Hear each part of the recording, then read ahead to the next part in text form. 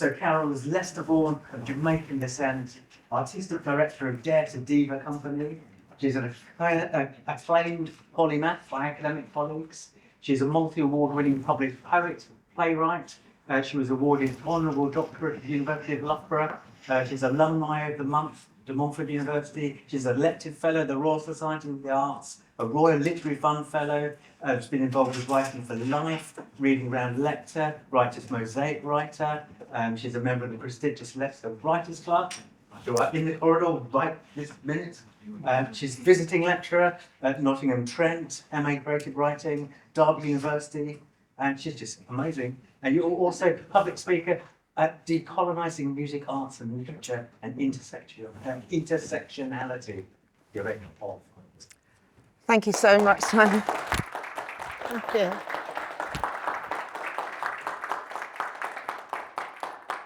Thank you. It's absolutely wonderful to be here today. Thank you so much to Simon and Joanne to invite me to be here with you today at States of Independence Book Festival, which is an important event that's been established over many years here in Leicester. And I speak to you very much as a literary and arts activist in my beloved city of Leicester. And, you know, I'm delighted we have a poet laureate and things like that, which I've been asking for a very, very long time.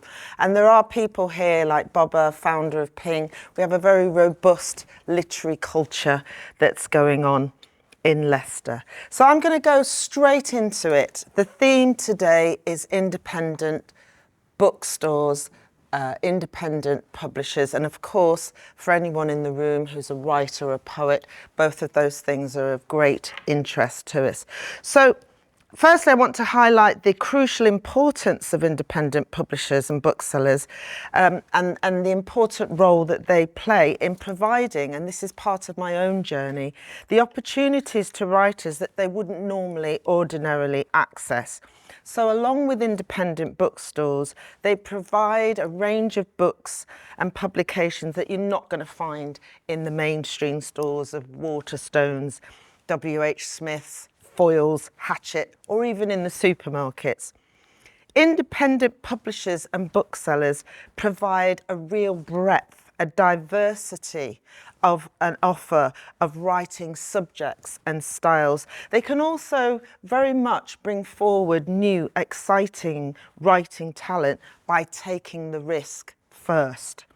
So, for example, by having the foresight to introduce new aesthetics, I think about pioneers like John Narose of New Beacon Books, an independent publisher and bookshop, or even someone like Margaret Busby, people from the 60s who provided publishing that was provided much needed opportunities for black writers and writers from the African diaspora as an example. And you could say the same thing about the Women's Press and Virago's Press and other publishing companies of the 60s and the 70s and 80s that have brought global writers to the fore. But they were the first to take the risk.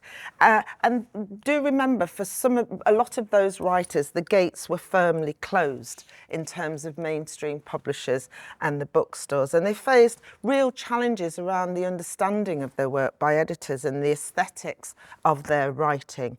And a real lack of understanding, or even worse, an imposition of discriminatory stereotypes or tropes that agents or editors were trying to inculcate into them. And so, you know, let's hear it for independent book publishers and the bookstores that also pioneered these writers. So I wanted to really underline that point, that even in my own journey, it is independent publishers that have taken on my poetry and published it in anthologies and what have you. So, what now for independent publishers and bookstores? Well, despite the oft-repeated demise of the desire for books and book reading, it seems not to be the case. Much to the surprise, much to the surprise of those who predicted the death of vinyl, you know, record and vinyl sales are absolutely shooting up into the stratosphere, they're having a massive renaissance with large numbers of sales both in Europe and the USA, with vintage and new releases. So I suggest that book sales will continue as the immersive, tactile, aesthetic experience of book reading, which has indeed stood the test of time for the majority of people. I would contend that. So the current context is absolutely really dynamic. There are opportunities, threats, and challenges, and these are some of the areas I want to highlight.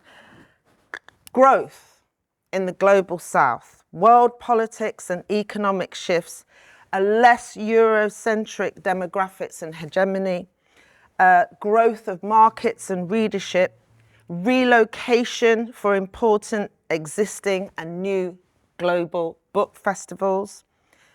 I was talking outside to one of the stallholders, the importance of translation and transcription services, editing, proofing, and production services. Another driver is the growth of literary networks, cultures and coteries. We're seeing that in Leicester on the Leicester sort of micro, but on a sort of macro, that is growing exponentially. The growth of self-publishing and hybrid publishing models, and of course, threats, AI, IP, copyright, government policies, and also equality, diversity, inclusion is another area and an issue to highlight, and also the growth of the use by mainstream publishers of sensitivity readers, which I do have some questions about. What are their qualifications and experience in that particular role? So let's just go through some things that are going on. So I've talked about the global south. It's poised for significant growth, driven by digital adoption, but also growing literacy rates and a high demand as well for new and locally relevant content. But the key trends are shifting in terms of Asia Pacific, Latin America, the Middle East, Africa, as emerging as very high growth markets. And there's also a growth in education, which is also part of that. And there's the growth of print on demand is becoming a very favoured model in some places. And also we have to focus today on the self-publishing surge that is going on at the moment. There are challenges, intellectual property and piracy. There are concerns really over copyright protection and the digital formats and the challenges to revenue growth, both for publishers and for writers and what have you. But in these developing regions, there is very exponential growth that is being projected. And all of these projections are coming from Fortune, Business Insights, and bookseller organisations who are all predicting this. Now, I want to focus a little bit more on the AI threat. So this shift in dynamics with this significant exponential growth, which is driving in the global south, we need to focus on the fact that we need robust policies in place by government. So even in England, I'm glad to say that I was one of the people who wrote to my MP about the government's consultation on AI to give creators, writers the right to be able to get licensing and to basically make our existing copyright law more stronger, because the government at that time was pushing an option that was favoured by tech giants, which is you've got to look for your work and then you send the invoice to this tech giant. It doesn't work, does it? It just can't work. So that's a victory, and I would just urge people to continue to be vigilant and to continue to exercise your rights via your professional associations, your writers groups, what have you, because I'm sure the tech giants will try and come back with something else in the near future. So artificial intelligence being seen as a co-creator. So it's moving very much in some quarters as not a novelty but an essential tool for people, and that there are predictions that there will be higher saturation, and things like the audio book market and AI marketing. But I want to sound a note of hope. In my view, an experience I've had, I was talking to outside. I've actually produced my own chapbook, and I did it through direct selling. So it's not always about Lulu or Amazon. You can actually, I sold out my chapbook that way. So I want to sound a note from the creative pen, which is saying that authors are reducing dependence on retailers like Amazon to increase profit margins and retain customer data. Direct sales tools and platforms and their websites are giving them a greater increase in their income and in their royalties. The other note of hope is the shift towards collectible print books. So it's about creating a book that people want, creating a book that people want to keep and people want to treasure. The other key message is niche markets and trope-driven publishing. This is also predicted to grow. And as we can see here today, we have that here in abundance. People are expressing their reader preferences, and this is fragmenting into hyper niche markets, allowing indies to dominate specific categories. And this rapid adaptation is also providing a challenge to some of the traditional independent. Then there's the author influencer, and there may be people here who have experienced this, their publishers, their agents. You've got to do more on social media. And the community model, which links to what I was talking about, networks and coteries. So the author is becoming more and more present on the internet to be able to be an author influencer. That's very much part of the territory. And then we must be mindful there are always emerging technologies and formats that are coming up. There's blockchain, there's AI translation, there's interactive audio. All these things will be impacting. And there's a shift in the publishing models. I've already alluded to hybrid maturity of some of the different platforms, the way that we are publishing, the way that people are accessing our books, giving authors more opportunities to retain more of the publishing or the income. And I've also alluded to going global. For writers, for publishers, for independents to think beyond Europe, to think about market saturation in the global south. And authors now are more and more wanting to get more money from their books. So there is this shift in terms of that balance, in terms of how income is generated, and they want more for what they've produced, which I absolutely support. So I'm just going to round up on that we are looking at those shifts, looking at those potential growths, looking at the challenges of technology and governments and world politics. But we are seeing this shift towards the east. We are seeing a shift towards the global south, and to be mindful of that and to begin to think about the type of narratives, the type of stories we're telling, the type of poetry, the importance of shifting the major festivals and what have you into their different relocations. So all these things I would hope people are mindful of today and will be looking to explore them further. I think what I'd like to do is if there was any particular questions before I move on anything that I've said or any comments. Yes, so 1, 2. Yeah, I can see, I think a lot of us are experiencing issues with AI. I think on the one side, AI could help a writer with templates, like cover letters and so forth. But on the other hand, well, websites we use like ChatGPT, for the creative side, it can. There are issues with it, isn't there? There are issues in the veracity of the information and so forth. Thank you. Yeah, yes. Without AI again, what do you think that the reading public feel about AI? Do they if AI could produce for a piece of music that was indistinguishable from something that a composer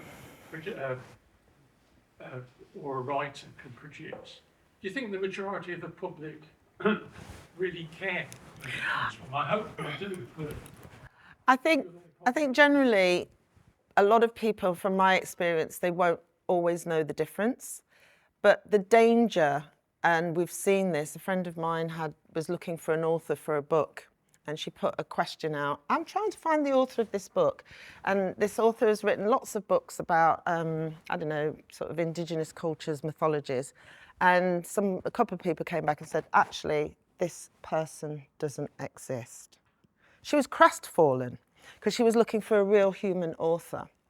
And so we have to be vigilant, and we need to educate the public, because the technology is developing. Equally, the technology is developing to be able to pinpoint and identify. And there are moves within the government policy process to be able to find identifiers on AI-generated material. And academics are getting lots of assignments that have been done by AI and sending them back to the students because they come with all sorts of glitches and what have you. So we need to educate the public.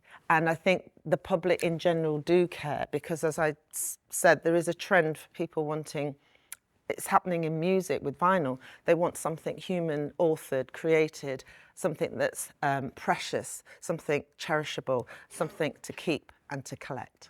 Okay, right. Any other comments or questions from anyone? Sorry, John. Oh, yeah, I probably was going to think when you mentioned about sensitivity amongst people. Well, I mentioned sensitivity readers employed by mainstream publishing companies to avoid reputational damage. Yeah. I think there's also censorship. Yes. Because I think, I suppose in some countries, like Burma, for instance, they're kind of sensitive about the content that they see in materials.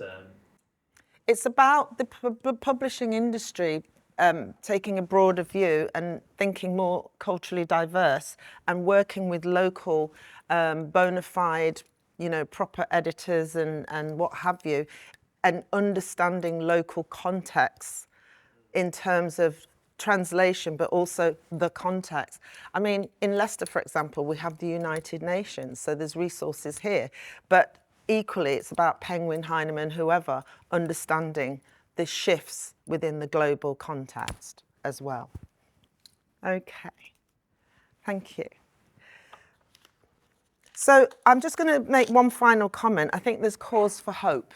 I think people will always want writing. They will want human authored writing. They will want collectible books. They will want to engage with authors. They'll want Q&As and all of that. So I hope that's something that independent bookstores and sellers and publishing companies, and of course the writers that are in this audience, take that with you, but please be vigilant in terms of rights and IP and copyright and A&I, and think about different ways that you go to market and think globally. Thank you. Right. Thank you. So I'm now moving on to sharing some of my poetry. I've been writing poetry for quite a while now, and I wanted to start with a poem that I wrote. I'm very much fascinated by what happens in the heavens, so sort of planetary movements and what have you. So this is called Chiron's Call, and it's really about human beings and the vicissitudes of life. And it was written one night because Chiron was one of Jupiter's moons at the time that was very, very active. And Chiron, of course, in Greek mythology, was a centaur who was had a poisoned arrow and was able to heal themselves. Chiron calls. Heaven swirls its whirligig stars. The planets perambulate a celestial Sufi spin. Mortals gaze upon themselves. Chiron massages while crusts of old hurts begin to shift. A bloodshot fish eye lunar eclipse, blinking opal, draws all in squid ink. A tumultuous night, smothering melodramas lightly between sheets, tossing and turning, bitter tears burning, coaxing soft moans in a vast expanding halcyon dawn. Thank you.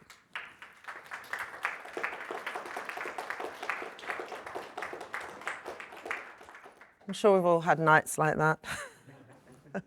Hello, hello. So my next poem is from this excellent 50 Poems for Gaza. It's called 50 Poems for Palestine. It's called Bring Me Gold.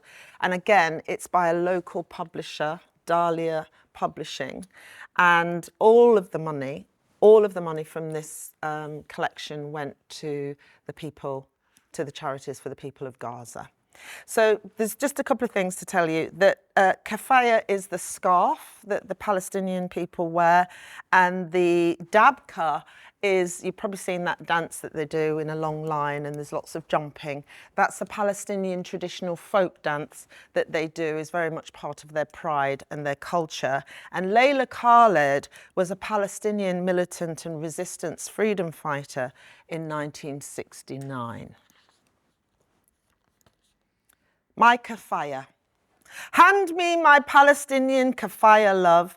In 1969, I wore it first after Layla Khaled to shield me from Zionist dust storms of toxic lies silencing Palestinian true voices. Their erasure began in 1948. Israel's cancer now metastasized into genocide of Gaza. Hand me my Palestinian kafaya, love, to make a huge tent for Gaza's homeless, a massive sling bag to hold food, medical aid, to a warm wrap for all the grief-blinded families, wailing over children's twisted, maimed bodies. This proud black, red and white shroud covers them. Hand me my Palestinian kafaya, love, to fan towering flames of anger, castigation. My perpetual adamantine solidarity abounds, born of a love monumental for all Gaza folk.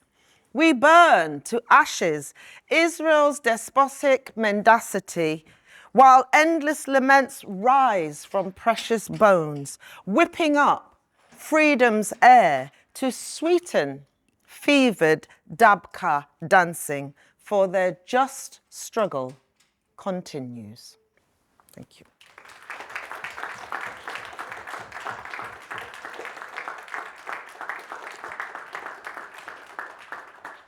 Thank you. Wars, as we know, are going on right now. So wars create refugees and asylum seekers and a lot of suffering. So I'm going to continue with a poem now that was published in Overland Overseas, published by 5 Leaves, who are here today, edited by Siobhan Logan, who's out there, Kathy Bell, and Emma Lee, who's also from Leicester Writers Club. And this was a collection of poetry at the height of a refugee asylum sort of moral panic going on in the country, with a lot of xenophobic headlines. So it's based on the idea that the new arrival of a guest is the reason for a feast, which is actually a Bedouin desert custom. Song for guests. Fear and hate is flung, it weights down a tarpaulin night, as folk crowd fire warmth, dreaming of dark tunnel. Escape, with luminous hands of friendship held aloft, ready to catch. Welcome us. We welcome you all. Come to us. Sleepless knots of men crouch in bush hides, waiting for smoky vehicles stowaway, with stony grey lips of newsprint words pointed to goad or to reject. Welcome us. We welcome you all. Come to us. Skeins of women, children hold emotions like nets with wounded screams as running tears, hearts salt, human streams across earth. Its seas would wash away foul slimes of indifference. A dirty din from a baited polis. Is that blood on their hands? Welcome us. We welcome you all. Come, be with us. Our table is full, yet empty, missing you. Thank you.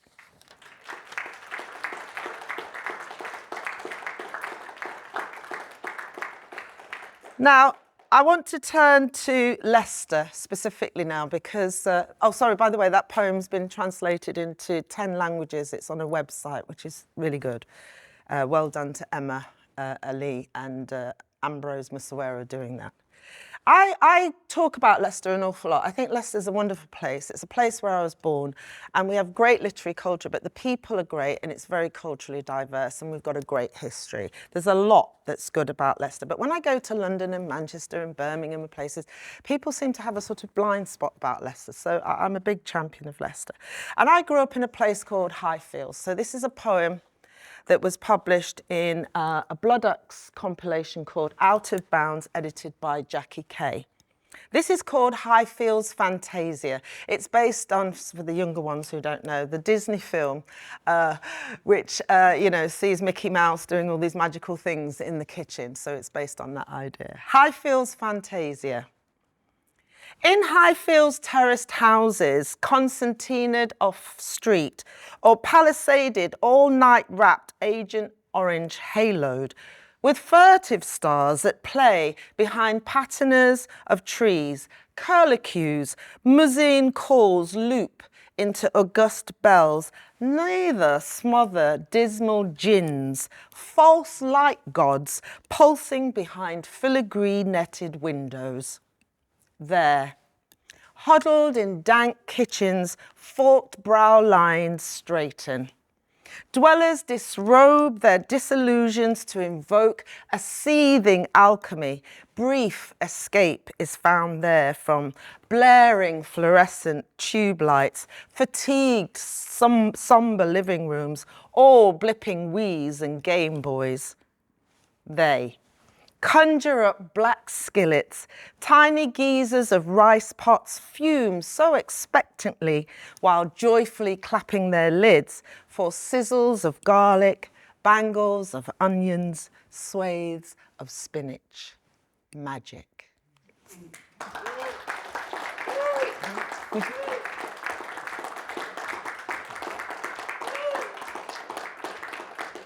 I dedicate this one to all the artists and creatives of Leicester because this poem is about aspiration for Leicester artists and creators and Leicester in general. It's called Valley Dreamers and it's also published in the same Out of Bounds anthology, which was a sort of cartographic kind of journey through poetry.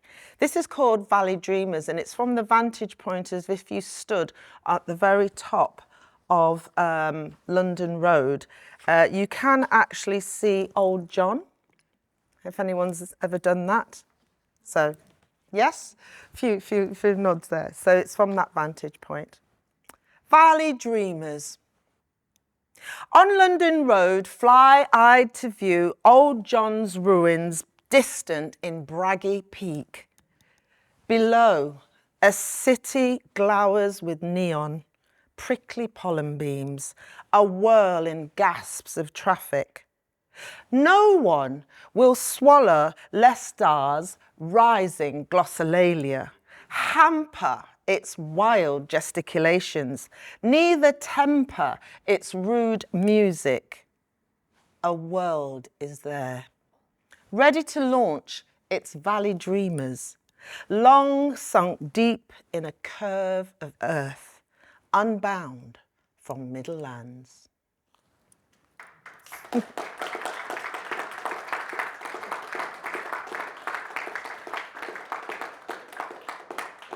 So I want to turn to COVID-19 now.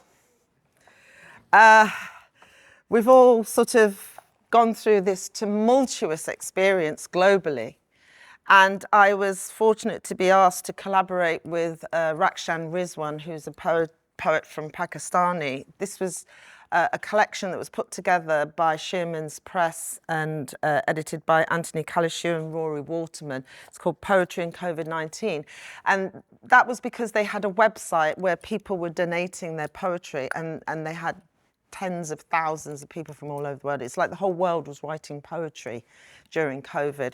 But they decided to put some poets together to collaborate. And myself and Rakshan Rizwan had a real inertia. Everybody was writing poetry in COVID, and we were like sitting on this Zoom saying, have you written anything lately? No, I haven't either. But anyway, we had lots of conversations about what poem we might write, and our poems emerged from those conversations. So this is my poem, and it's based on couplets, and it's very much of the Landan style, which is Afghani women's poems. So if you'll hear the couplets, but it's very much the subtext between the lines that it's about, and it's about that experience of COVID being in your house. It's called Some Things That Never Seem to Fail Me. Some things that never seem to fail me: hearty, spiced meat, piping comfort. What I think I should do, I don't do, emphatically. To exult in a staid inertia, a vicarious thrill. A bath soporific with fine essential oils, frankincense notes, solace of lavender. A sex toy, hummingbird tips divinely, my wine spasm floridly psychedelic. Blurry rambles along two quiet streets, suddenly a stranger's furtive rusty smile. Walks, parks filled with elated trees, grass, hiccuping streams, boastful struts of birds. Imaginary friends to walk me late at night. Drink lucent stars, thirsty to swallow inky sky. Fervent prayers dance night into day. Ancestral viridian songs with ululations. Peppery music fills glaring voids at home. Tunes play full-bodied motion to gladden. Mist loves heartstrings strum fondly. Absence mints most kindly all my tears. A glazed memory winds into my view, filigrees of a lover's succulent kisses. A room of faux quietude disarms my soul. Solitary pursuits gratify as studied reveries. A newfound fetish for my hair, skin, nails, a profound novel self-love of an epic scale. Left to my own devices at home, I'm coyly naive. Dressing up mirrors says the clothes my fantasies fit. Habitual escapism in films, my choice to steal time. Flickering squared eyes offer criticisms unsurpassed. A phone computer of cobalt pixels shoots staves of love. I dematerialize into rooms, so I am there. To hear quiet isn't silent as dead people live close by, speaking to loquacious silence, its secrets duppy dances. A recipe for grief. Recall all your lost ones' witless banter, keep memories of stupid things loved ones did till you roar. A recipe for anger. For venal government homicidal lies, curse guttural expletives at the TV, rise, drink chamomile tea. A pair of stern knitting needles clicks criss-crossing. I, like a tricoteuse, do banish all dread to instill calm. Being a Revis, domestic goddess, culinary conjurer, Facebook eats all my photos as I gorge luscious food. Mute pillows willingly, mercilessly punched or tightly held, kitchen utensils broken, thrown, forcefully bashed, relieves. Alchemy. Sing loudly, tremulously for potent mood boost, to dance solo or with a partner in your fantasy, to cause ecstatic flying. To revel, mysterious allure, kinky mass sex appeals as a world drags, pauses with a forethought and effect. A recipe for depression. Sleep long, plumb pearly dreams, wake up, say carpe diem, until you laugh loudly. To immerse in a sea of words, pleasure seeking in books. Take in the fluent chapters of writers' heirs of imagination. Imagine voices, faces, family, friends, their cheery chorus, unseen lines, tracing bonds, holding a space that is me. Thank you.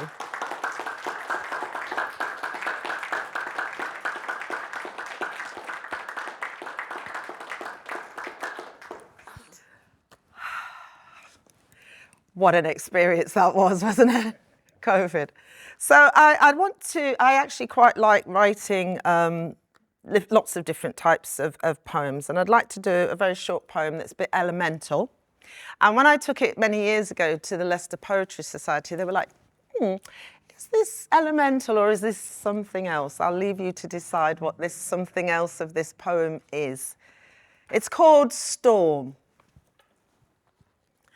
I watch egg goddess stare moon-like as sky is dreaming in rain vision, tongue worship.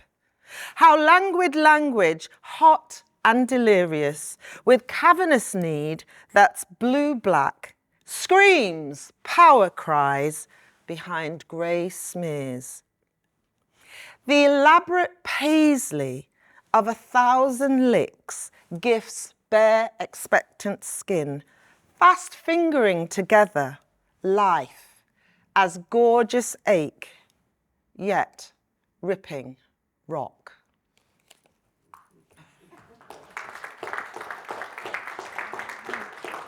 Sorry, can I just... Yes, they deliberated on that one for quite a while. Can I just get a time check? 22. 22, thank you. I like to be on time. It's good to be on time. Right, so I think it's time for a love poem. And I'd like to do a love poem. It's called Drawing. And this was both Storm and Drawing are from my debut chapbook, which I self-published, and I had conversations outside with people about the pros and cons and joys and frustrations of self-publishing. But it was a very good experience. We came to the conclusion it's a very good experience to do. So this is a love poem, but I also made a film poem of this poem, which is on YouTube as well. Drawing. Drawing your pharaonic face in my third eye, tasting ambrosial essence, sticky lioness love pollen, tongue undulating, drawn in with each rhythmic inspiration, circling teeth ajar, moist, listless air particles pregnantly dance, vivified in erotic procession. My being acquiesces to the hypnotic love trance, mind held in yin and yang balance. This silent mouth opens the inward soul. Soundless words stagger, stutter, linger, then flutter, spiraling into prismatic wings of light, illumined, dazzled. Love blinds those who have little use for habitual sight.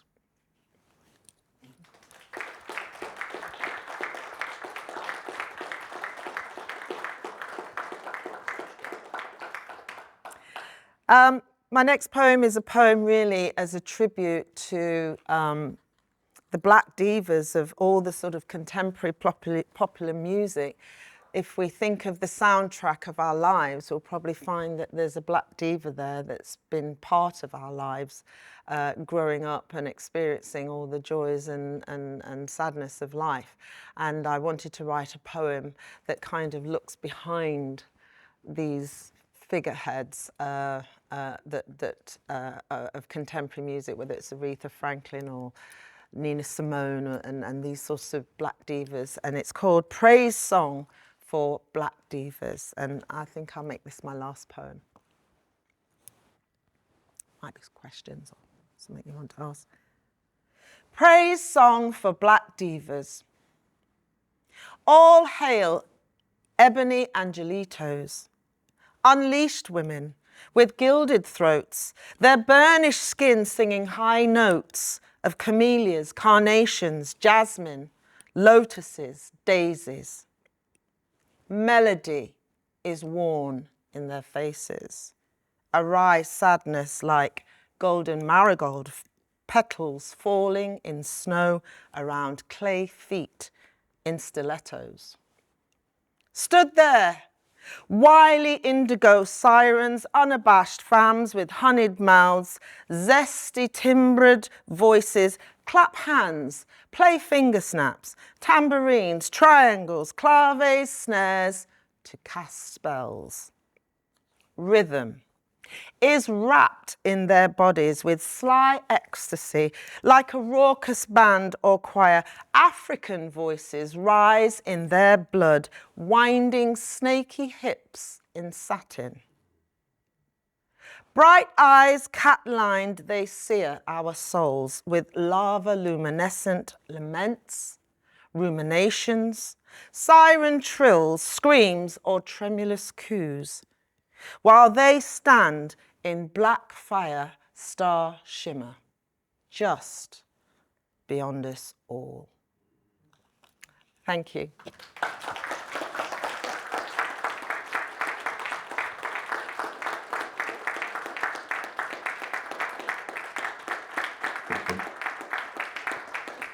Thank you so much. Thank you very much. Thank you so much. I don't know if anyone wanted to ask me anything or if you had any questions. Got a few minutes. I think we've got a few minutes to do that.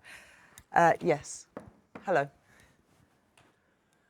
You don't say a lot, Carol, about this directly, but there's been a great struggle over the last 50 or 60 years for the prominence of vernacular in language, and of course in some crucial ways, like what Jean Bentabrise brought us here in Leicester in a way, was, why not? Why aren't we using this? Now I'm interested in that, but I want to contrast it with something else, which is around AI. Yeah. Because AI, of course, requires swaths of text and so forth. Now that is a tension quite away from the vernacular that could inform an AI. So, and of course that AI is going to conventionalize even more. Yes. The sort of a soup of accepted language. Yeah. So I just Yeah, want to comment. I will about that comment. tension. Yeah, I'm going to comment on the AI bit first and then I'll come to the vernacular. So one of the dangers for me as someone who is a multidisciplinary artist working in literature, visual arts and digital media is the dive down to a homogenization and a banality and a mediocrity in the arts and culture. So that's something else that we have to be very aware of. And then for that to be very Eurocentric as well, based that the take-up on the internet is very white male Eurocentric. So we have to be, vigilant about that. So I take that point about that. The vernacular, I didn't do any, I do vernacular poems. I do, I'm of Jamaican heritage and I do quite some long poems and whole choreo poetry plays where I'm using argot, slang and dialects, not just Jamaican patois, but also Polari, gay slang and argot, and also I've used Edwardian upper class English. You know, I'm also a dialect vocal coach for actors, so I'm very much into accents and the vernacular. And it's just that today, a lot of my vernacular poems are very long, so I just didn't select any to do. But I exult in doing vernacular, particularly Jamaican patois. But also, I want to say this loud and proud, I'm very, very proud of Leicester accent. And some of my poems and plays use the Leicester accent as well. And I do think the vernacular is very, very important. Thank you.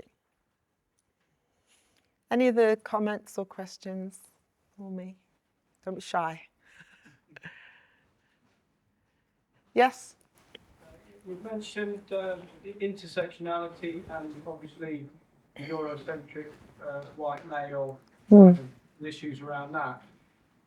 What thoughts do you have around stopping or potentially slowing down the effects of the patriarchy in smaller communities where it takes hold without necessarily being this larger picture which we can directly address? Yeah, I think we have to sort of say all these things are systemic, aren't they? Wars, patriarchy, extractive capitalism. You can join the dots between that and the erosion of the biodiversity and ecology and everything else. We know that. But that's so huge for people, isn't it? I mean, it's like it almost brings a kind of apathy and inertia. But I think what you're highlighting is that what some of us are saying is that it's really about sort of taking yourself on a project, a journey, if you like, with yourself and those within your immediate environment, whether that's a community group, whether that's a work situation, whether that's a writing group, whatever it is. I mean, I've just donated an award to Leicester Writers Club for excellence in culturally diverse voices, characters and narratives to encourage people to understand that our mindsets have been shaped by hundreds of years. So we're not going to affect the massive change that is needed for this systemic system.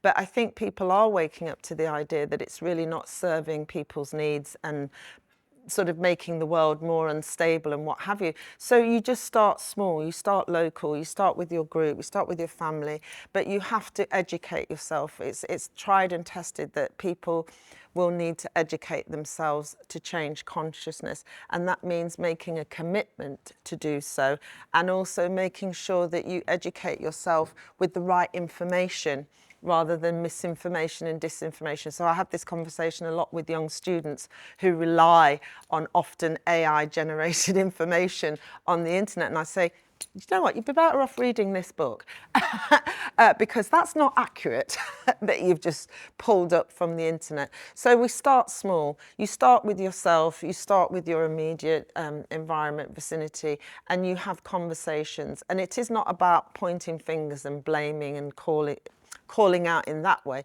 It's about acknowledging the system of patriarchy, extractive capitalism, all these things that have created these things, and saying, well, how do I sort of, you know, take those things out of my thinking and begin to feed myself with a different mindset?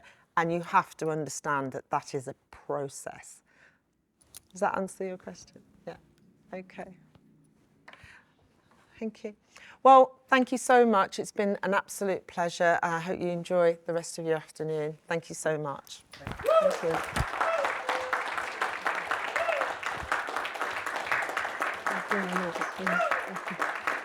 Thank you.